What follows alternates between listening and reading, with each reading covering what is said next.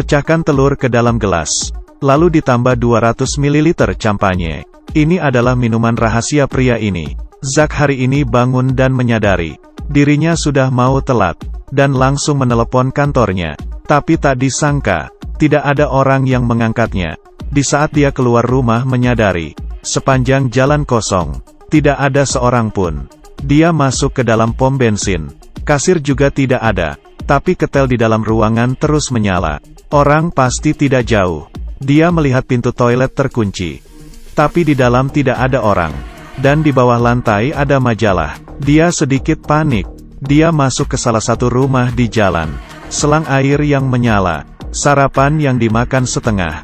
Ini membuktikan majikan rumah ini sudah hilang. Dia berpikir, apakah ini semua ada hubungannya dengan penelitian kantornya? Dia langsung menuju kantornya. Di perjalanan, supir di sepanjang jalan menghilang. Dan mobil yang hilang kendali.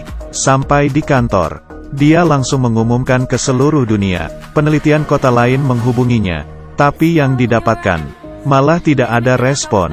Dia baru menyadari dirinya sangat mungkin adalah orang terakhir di bumi. Dia langsung ke ruang rekaman dan merekam semuanya, memberitahu dirinya yang masih hidup, dan diputar selama 24 jam. Lalu di papan iklan besar kota, menuliskan nomor HP dan alamat tinggalnya. Keesokannya, dia menyetir mobil polisi mengelilingi kota, dan di dalam kegelapan. Tapi belasan hari telah berlalu, satu orang pun tidak ada.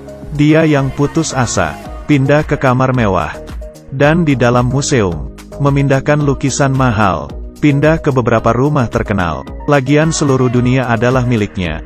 Memakai baju paling mahal, kemudian membuka pintu dengan besi, mencoba banyak makanan, hingga patung burung unta di toko juga dibawanya pulang. Kemudian, dia menyetir kereta api. Malam ini, di dalam lemari pakaian mahalnya, menemukan baju tidur. Dia pun menggunakannya. Mungkin karena sudah jomblo terlalu lama, melihat dirinya yang di dalam cermin, merasa sedikit tergoda. Kali ini Zack Mas tidak tahu, dia akan bertemu dengan wanita paling terakhir di dunia. Dia mengenakan baju tidurnya, dan mengambil senapan memasuki gereja. Melihat tiap pojokan, tidak menemui satu orang pun. Di bawah keputusasaannya, dia memasukkan senapan ke dalam mulutnya. Saat itu terdengar suara tembakan. Dia pun siuman. Dia yang siuman, mulai mencari villa baru, dan mulai menghidupi hidupnya. Mulai meneliti cahaya yang dipancarkan matahari, dan mulai kembali seperti semula. Di luar rumah terdengar suara langkah kaki. Ternyata seorang wanita, yang berbeda 3 bulan. Zack kali ini merasakan kehangatan manusia. Dia mengatakan dirinya sudah menjalani 2 minggu. Dirinya pernah bertemu dengan mayat. Jadi dia tahu pasti ada makhluk lain di dunia ini. Dan di hari kedua, di perjalanan, mereka menemukan 2 mayat. 1 perempuan dan 1 laki-laki. Tertabrak di jalanan. Keduanya memutuskan untuk mencari. Zack datang ke sekolah. Matahari kali ini mulai bergerak lagi. Keduanya merasakan pusing. Zack langsung mencari Joanne untuk bekerja sama. Tiba-tiba ada sebuah truk yang menerjang. Untungnya dia bisa menghindarinya dan segera mengambil senapan. Tapi lawannya lebih duluan. Dan di saat itu, dari dalam keluar suara Joanne. Pria itu membawa Zack menemui Joanne. Mungkin karena sudah lama tidak bertemu dengan perempuan, pria itu langsung melepaskan senapannya. 3 orang ini adalah yang tersisa di dunia. Mereka berpelukan. Pria ini bernama Api. Dia terbangun berada di atas air. Joanne yang mendengar itu pun kaget, karena dirinya saat itu sedang mengeringkan rambut. Sedangkan Zack saat itu menggunakan obat, bermaksud untuk bunuh diri. Kelihatannya, mereka semua sedang ingin bunuh diri, dan berhasil keluar dari hal ini. Tapi tidak lama kemudian, Api yang ikut bergabung memberikan Zack beban. Karena dia lebih ganteng daripada dirinya. Ditambah lagi badannya yang kekar. Dengan cepat, Joanne dan Api tercipta hubungan tertarik. Sedangkan Zack menemukan matahari terjadi pergerakan lagi. Tiba-tiba bumi kehilangan gravitasi. Tadi mereka yang bersama, sekarang berada di ruangan yang berbeda. Beberapa detik kemudian, semuanya kembali seperti semula. Zack mengatakan, ternyata rahasia pemerintah di dunia adalah menyebarkan sejumlah besar jaringan listrik, upaya untuk dapat mengisi daya pesawat dalam penerbangan. sehingga memengaruhi pergerakan pada matahari. Sehingga terciptalah hal ini. Dan beberapa saat ini, pergerakan matahari mulai parah.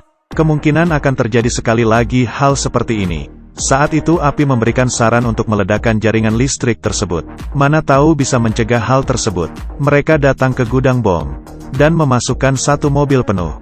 Sebelum berangkat, Zack melihat Joanne dan Api sedang bersama dan tertawa.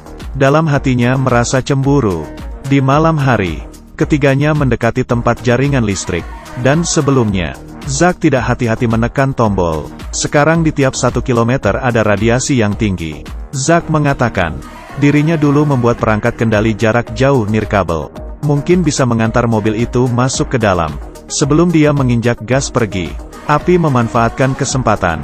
Berhasil merebut hati Joanne. Saat itu mobil berisi bom sudah masuk ke tempat jaringan listrik.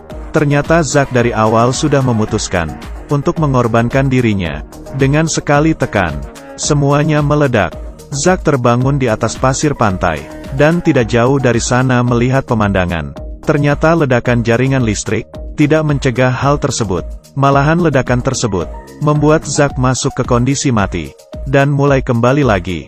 Pada akhirnya, banyak orang yang berpikir Jupiter itu buruk, dan karena distorsi ruang dan waktu, dia terkirim ke Jupiter. Mungkin dia dari awal sudah tahu, ledakan pada jaringan listrik itu tidak bisa berhasil. Tapi di keputusasaannya sendiri, melihat Joanne bersama Api dia kehilangan harapan. Kemudian dia memutuskan untuk membiarkan mereka, dan memilih menyelesaikan